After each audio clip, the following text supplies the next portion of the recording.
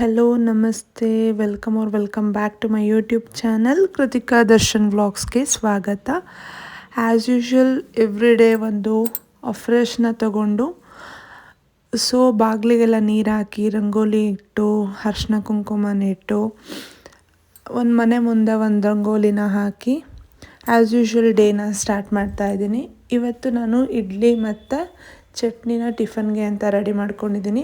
ಹಾಗೆ ಮಧ್ಯಾಹ್ನಕ್ಕೋಸ್ಕರ ಇದ್ಕಿದ ಅವರೆಕಾಳು ಸಾಂಬಾರನ್ನ ಮಾಡೋಣ ಅಂತಲೂ ಕೂಡ ರೆಡಿ ಮಾಡ್ಕೊಂಡಿದ್ದೀನಿ. ಹನ್ಸಿಕಾ ಸ್ಕೂಲ್ಗೆ ಹೋಗೋ ಅಷ್ಟರಲ್ಲಿ ಟಿಫನ್ನ ರೆಡಿ ಮಾಡಬೇಕಿತ್ತು. ಅಷ್ಟರಲ್ಲಿ ಬೇಗ ಪಟ್ಪಟ ಅಂತ ರೆಡಿ ಮಾಡ್ಕೊಳ್ಳೋಣ ಅಂತ ಎಲ್ಲದನ್ನು ರೆಡಿ ಮಾಡಿಟ್ಟು ಬಾಗಿಲಿಗೆ ರಂಗೋಲಿನ ಹಾಕ್ಕೊಳ್ತಾ ಇದ್ದೀನಿ. ರಂಗೋಲಿ ಹಾಕಿದಾದ್ಮೇಲೆ ಆಚೆ ಒಂದು ರಂಗೋಲಿನ ಬಿಡಿಸ್ಬಿಟ್ಟು ಬೇಗ ಹೋಗಿ ಸ್ನಾನ ಮಾಡಿಕೊಂಡು ಟಿಫನ್ನ ರೆಡಿ ಮಾಡ್ಕೊಳ್ಳೋಣ.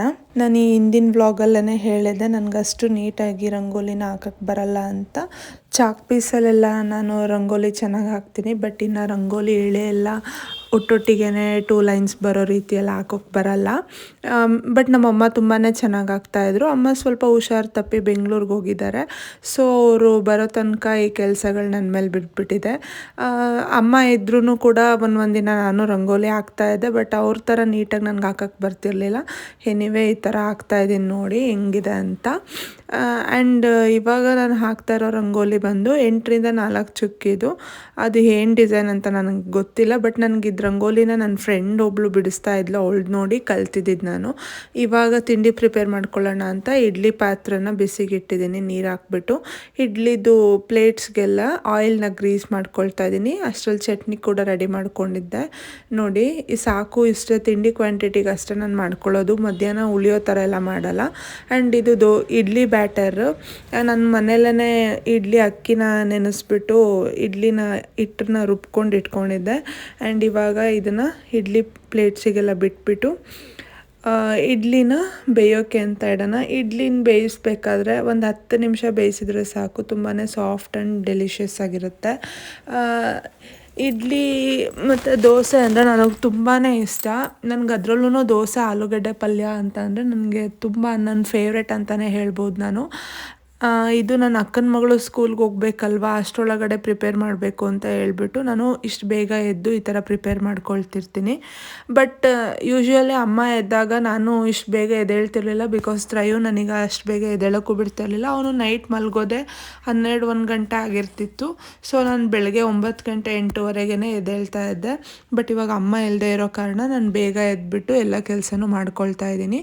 ಇವಾಗ ಇಡ್ಲಿ ಪಾತ್ರೆಯಲ್ಲಿ ಇಡ್ಲಿ ಪ್ಲೇಟ್ಸ್ನ ಪ್ಲೇಸ್ ಮಾಡಿ ವಿಸಿಲ್ ಬರಲಿ ಅಂತ ನೋಡಿ ಪ್ಲೇಟ್ನ ಲಿಡ್ ಕ್ಲೋಸ್ ಮಾಡಿದ್ದೀನಿ. ಅಷ್ಟರಲ್ಲಿ ಮಧ್ಯಾಹ್ನಕ್ಕೋಸ್ಕರ ಇದ್ಕಿದ ಅವರೆಕಾಳು ಸಾಂಬಾರು ಮಾಡ್ಕೊಳ್ಳೋಣ ಅಂತ ಇದೆಲ್ಲ ರೆಡಿ ಮಾಡ್ಕೊಂಡಿದ್ದೀನಿ. ಇದು ಖಾರ ರುಬ್ಕೊಳ್ಳೋದಕ್ಕೆ ಅಂತ ರೆಡಿ ಮಾಡ್ಕೊಂಡಿರೋದು. ಫಸ್ಟಿಗೆ ಇವಾಗ ಖಾರನ ರುಬ್ಕೊಂಡ್ಬಿಡೋಣ, ಬಿಕಾಸ್ ಒಂದು ಸಲ ಕರೆಂಟ್ ಇರುತ್ತೆ, ಒಂದು ಸಲ ಕರೆಂಟ್ ಹೋಗ್ಬಿಡುತ್ತೆ. ನಮ್ಮನೇಲಿ UPS ಎಲ್ಲ ಇಲ್ಲ. ಹಂಗಾಗಿ ಬೇಗನೆ ಖಾರ ರುಬ್ಕೊಳ್ಳೋಣ ಅಂತ ಖಾರದ್ದು ಫಸ್ಟ್ ರುಬ್ಕೊಳ್ತಾ ಇದ್ದೀನಿ. ಮಧ್ಯಾಹ್ನ ಸ್ವಲ್ಪ ನನಗೆ ತಾಲೂಕು ಆಫೀಸಲ್ಲಿ ಏನೋ ಕೆಲಸ ಇತ್ತು, ಅಲ್ಲಿಗೆ ಬೇರೆ ಹೋಗ್ಬೇಕಾಗುತ್ತೆ. ಇನ್ನು ಅಪ್ಪನ ಹತ್ರ ಇವನು ಬಿಟ್ಟು ಹೋದರೆ ಹನ್ಸಿಕಾ ಸ್ಕೂಲ್ಗೆ ಹೋಗಿರ್ತಾಳೆ. ಅವನು ಅಪ್ಪಾಜಿಗೆ ಊಟ ಮಾಡೋಕ್ಕೆಲ್ಲ ಬಿಡಲ್ಲ ಅಂತ ಹೇಳ್ಬಿಟ್ಟು ಬೇಗನೆ ಸಾಂಬಾರನ್ನ ಪ್ರಿಪೇರ್ ಮಾಡ್ತಾಯಿದ್ದೆ. ಖಾರಕ್ಕೆ ಅಂತ ಹೇಳ್ಬಿಟ್ಟು ತೆಂಗಿನಕಾಯಿ ತುರಿ, ಧನಿಯಾ ಪುಡಿ, ಖಾರದ ಪುಡಿ, ಸ್ವಲ್ಪ ಅರಿಶಿನ ಪುಡಿ, ಚೂರು ಗಸಗಸೆ, ಕಡಲೆ, ಶುಂಠಿ, ಬೆಳ್ಳುಳ್ಳಿ, ಈರುಳ್ಳಿ, ಟೊಮೆಟೊ, ಕೊತ್ತಂಬರಿ ಸೊಪ್ಪು ಇಷ್ಟನ್ನು ಹಾಕ್ಬಿಟ್ಟು ನಾನು ಗ್ರೈಂಡ್ ಮಾಡಿಕೊಂಡೆ. ಇದನ್ನು ನೀಟಾಗಿ, ಅಂದರೆ ತುಂಬ ಪೇಸ್ಟಾಗಿ ಏನು ರುಬ್ಕೊಳ್ಳೋದು ಬೇಡ, ಸ್ವಲ್ಪ ತರ್ತರಿಯಾಗಿದ್ರೂ ಚೆನ್ನಾಗಿರುತ್ತೆ. ಇವಾಗ ಇದನ್ನು ರುಬ್ಬಿಟ್ಕೊಂಡಿದ್ದಾಯಿತು. ಇವಾಗ ಒಂದು ಸ್ಟವ್ನ ಆನ್ ಮಾಡಿಕೊಂಡು ಪಾತ್ರೆನ ಬಿಸಿಗೆ ಇಟ್ಕೊಳ್ತಾ ಇದ್ದೀನಿ. ಒಂದು 2 to 3 ಟೇಬಲ್ ಸ್ಪೂನಷ್ಟು ಎಣ್ಣೆನ ಹಾಕ್ಕೊಂಡೆ. ಎಣ್ಣೆ ಕಾದ ನಂತರ ಸಾಸಿವೆ, ಹಾಗೆಯೇ ಕರಿಬೇವಿನ ಸೊಪ್ಪು ಆದಮೇಲೆ ಅದು ಚೆನ್ನಾಗಿ ಫ್ರೈ ಆಗಿದ ತಕ್ಷಣ ಈರುಳ್ಳಿನ ಹಾಕಿದೆ. ಈರುಳ್ಳಿನ ಚೆನ್ನಾಗಿ ಮಾಗಿಸ್ಕೊಂಡು ಇವಾಗ ಒಂದು 2 to 3 ಮಿನಿಟ್ಸ್ ಇದನ್ನು ಕೈ ಆಡಿಸ್ಕೊಂಡು ಚೆನ್ನಾಗಿ ಫ್ರೈ ಮಾಡ್ಕೊಳ್ತಾ ಇದ್ದೀನಿ. ಇದು ಚೆನ್ನಾಗಿ ಫ್ರೈ ಆಗ್ತಿದೆ ಅಂತ ಅನ್ನಿಸ್ದಾಗ ನಾನು ಹೆಚ್ಚಿಟ್ಕೊಂಡಿರೋವಂಥ ಟೊಮೆಟೊನೂ ಕೂಡ ಆ್ಯಡ್ ಮಾಡ್ಕೊಳ್ತಾ ಇದ್ದೀನಿ. ಟೊಮೆಟೊ ನಾನು ಖಾರಕ್ಕೂ ಹಾಕಿದ್ದೆ, ಹಾಗೆ ಸ್ವಲ್ಪ ಹುಣಸೆಹಣ್ಣು ಕೂಡ ಖಾರ ರುಬ್ಬೇಕಾದ್ರೆ ಹಾಕಿದ್ದೆ. ಇವಾಗ ನಾನು ಸುಮ್ಮನೆ ಇರಲಿ ಅನ್ನೋದಕ್ಕೆ ಹಾಕ್ತಾಯಿದ್ದೀನಿ ಅಷ್ಟೇ. ಇವಾಗ ಅದು ಚೆನ್ನಾಗಿ ಫ್ರೈ ಆಗಿದ್ಮೇಲೆ ಆಲೂಗಡ್ಡೆನ ಹಾಕಿ ಫ್ರೈ ಮಾಡಿಕೊಂಡೆ. ಅದು ಚೆನ್ನಾಗಿ ಸ್ವಲ್ಪ ಫ್ರೈ ಆಗ್ತಿದೆ ಅನ್ನಿಸ್ದಾಗ ಇದ್ಕಿದ ಅವರೆಕಾಳನ್ನ ಕೂಡ ನಾನಿಲ್ಲಿ ಹಾಕಿದೆ.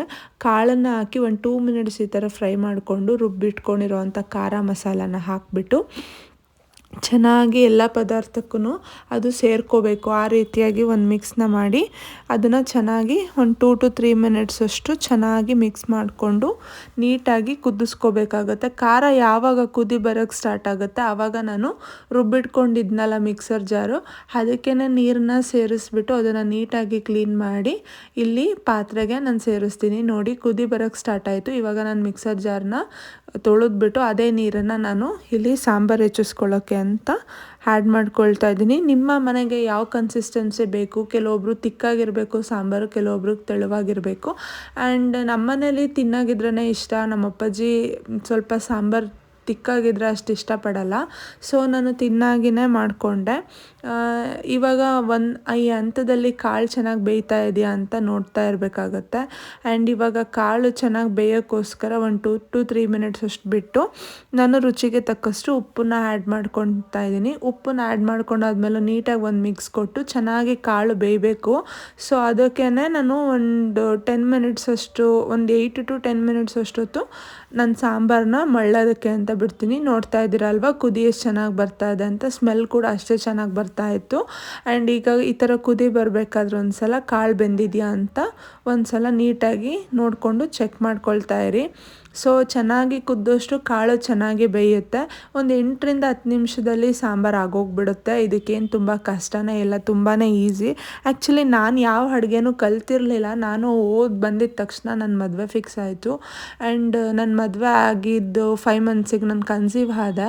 ನಾನು ಏನೂ ಅಡುಗೆನೇ ಮಾಡೋದು ಕಲ್ತಿರಲಿಲ್ಲ. ಹಿಂಗೇನೆ ಯೂಟ್ಯೂಬು ಮತ್ತು ಅಮ್ಮ ಮಾಡಬೇಕಾದ್ರೆ ಜಸ್ಟ್ ನೋಡಿ ನಮ್ಮ ಅಮ್ಮ ಕೂಡ ನನ್ನ ಹತ್ರ ಏನೂ ಅಡುಗೆ ಮಾಡಿಸ್ತಿರ್ಲಿಲ್ಲ. ಬಟ್ ಇವಾಗ ಅಂದರೆ ಮಾಡಿಸ್ತಿರ್ಲಿಲ್ಲ ಅಂದರೆ ನನಗೆ ಮುಗಿಸ್ ಬಂದಿದ ತಕ್ಷಣವೇ ನನ್ನ ಮದುವೆ ಆದ್ನಲ್ಲ, ನನಗೇನು ಮಾಡೋಕ್ಕೂ ಕೂಡ ಗ್ಯಾಪ್ ಸಿಗಲಿಲ್ಲ. ಬಟ್ ಇವಾಗ ನಾನು ಹಿಂಗೇನೆ ಯೂಟ್ಯೂಬು ಮತ್ತು ಅಮ್ಮ ಮಾಡ್ತಿದ್ದಿದ್ದು ಅಮ್ಮನ ಕೇಳ್ಕೊಂಡು ನಾನು ಅಡುಗೆ ಮಾಡೋದನ್ನು ಕಲ್ತ್ಕೊಂಡಿರೋದು. ಸೊ ಈ ಹಂತದಲ್ಲಿ ಕಾಳು ಬೆಂದಿದೆಯಾ ಅಂತ ಚೆಕ್ ಮಾಡ್ಕೊಳ್ಳಿ. ಈ ಸಾಂಬಾರಲ್ಲಿ ಮೇಯ್ನ್ ಥಿಂಗ್ ಅಂದರೆ ಕಾಳು ಬೇಯೋದು. ಕಾಳು ಚೆನ್ನಾಗಿ ಬೆಂದಿದೆ ಅಂತ ಅಂದರೆ ಸಾಂಬಾರು ಪರ್ಫೆಕ್ಟಾಗಿ ರೆಡಿ ಆಗಿದೆ ಅಂತಲೇ ಅರ್ಥ. ಅವರೆಕಾಳು ಸೀಸನಲ್ಲಿ ಈ ಸಾಂಬಾರನ್ನ ಯಾರೂ ಮಿಸ್ ಮಾಡೋದೇ ಇಲ್ಲ, ಅಷ್ಟು ಚೆನ್ನಾಗಿ ಎಲ್ಲರೂ ಮನೇಲೂ ಮಾಡ್ತಾರೆ. ಸೊ ಫೈನಲಿ ಸಾಂಬಾರು ಕೂಡ ರೆಡಿ ಆಯಿತು. ಪಕ್ಕದಲ್ಲಿ ಅನ್ನಕ್ಕೆ ಇಟ್ಕೊಳ್ಳೋಣ ಅಂತ ಹೇಳ್ಬಿಟ್ಟು ಕುಕ್ಕರಲ್ಲಿ ಅಕ್ಕಿನ ತೊಳೆದ್ಬಿಟ್ಟು ಅಕ್ಕಿ ಮೆಷರ್ಮೆಂಟಿಗೆ ತಕ್ಕಷ್ಟು ನೀರನ್ನು ಹಾಕಿ ಸ್ವಲ್ಪ ಉಪ್ಪನ್ನು ಹಾಕಿ ಅನ್ನಕ್ಕೆ ಅಂತ ಇಟ್ಕೊಂಡಿದ್ದೆ. ಬಿಕಾಸ್ ಅಪ್ಪಾಜಿಗೆ ಮಧ್ಯಾಹ್ನ ಅವನೇನಾದರೂ ಇನ್ ಕೇಸ್ ಅವನು ಸುಮ್ಮನೆ ಇರಲ್ಲ, ಒಂದಿನ ಇದ್ದಂಗೆ ಇನ್ನೊಂದು ದಿನ ಇರಲ್ಲ, ಏನಾದರೂ ತರಲೆ ಮಾಡಿ ಪಾಪ ಅವ್ರಿಗೆ ಇಟ್ಕೊಳ್ಳೋಕ್ಕಾಗಲಿಲ್ಲ ಅಂದರೆ ಅಂತ ಹೇಳ್ಬಿಟ್ಟು ಇಟ್ಟೆ. ನಾನು ತಾಲೂಕು ಆಫೀಸಿಗೆ ಹೋಗಬೇಕಿತ್ತು ಅಂತ ಹೇಳಿದೆ ಅಲ್ವಾ, ಎಷ್ಟೊತ್ತಾಗುತ್ತೋ ಏನೋ ಗೊತ್ತಿಲ್ಲ, ಅಲ್ಲಿ ಬೇರೆ ನನಗೆ ತುಂಬಾ ಕೆಲಸ ಇದ್ದಿದ್ದರಿಂದ ಇಟ್ಟೆ. ಪವರ್ ಹೋಗಿತ್ತು ನೋಡಿ, ಇವಾಗ ಪವರ್ ಬಂತು. ಸೊ ಫೈನಲಿ ಇವಾಗ ಕುಕ್ಕರ್ ಲಿಡ್ನ ಕ್ಲೋಸ್ ಮಾಡಿ ವಿಸಿಲ್ ಆಗೋ ಅಷ್ಟರಲ್ಲಿ ಬೇಕಾಗಿರೋ ಡಾಕ್ಯುಮೆಂಟ್ಸ್ ಎಲ್ಲ ತೊಗೊಂಡು ತಾಲೂಕು ಆಫೀಸಿಗೆ ರೆಡಿ ಆಗಿಬಿಟ್ಟು ಬಂದೆ. ಸೊ ಇನ್ನೂ ಯಾರೆಲ್ಲ ನನ್ನ ಚಾನಲ್ನ ಸಬ್ಸ್ಕ್ರೈಬ್ ಮಾಡ್ಕೊಳ್ದೆ ನೋಡ್ತಾ ಇರ್ತೀರಾ, ಪ್ಲೀಸ್ ಒಂದು ಸಬ್ಸ್ಕ್ರೈಬ್ ಮಾಡಿಕೊಂಡು ನೋಡಿ, ಲೈಕ್ ಮಾಡಿ, ಕಮೆಂಟ್ ಮಾಡಿ, ಶೇರ್ ಮಾಡಿ. ಮುಂದಿನ ಬ್ಲಾಗಲ್ಲಿ ಮತ್ತೆ ಸಿಗ್ತೀನಿ. ಬಾಯ್.